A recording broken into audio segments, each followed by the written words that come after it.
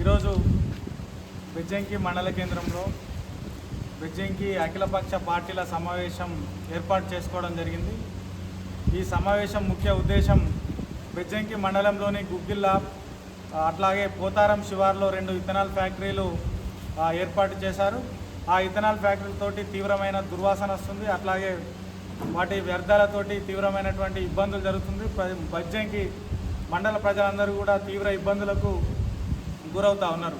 మరి దీన్ని దృష్టిలో పెట్టుకొని ఈ ఇథనాల్ కంపెనీలు రద్దు చేయాలని ఈరోజు అఖిలపక్ష పార్టీలందరము కూడా కలిసి ఒక నిర్ణయం చేయడం జరిగింది. ఈ నెల 29వ తారీఖు బుధవారం రోజున బెజ్జంకి మండల బంద్కు పిలుపునివ్వడం జరిగింది.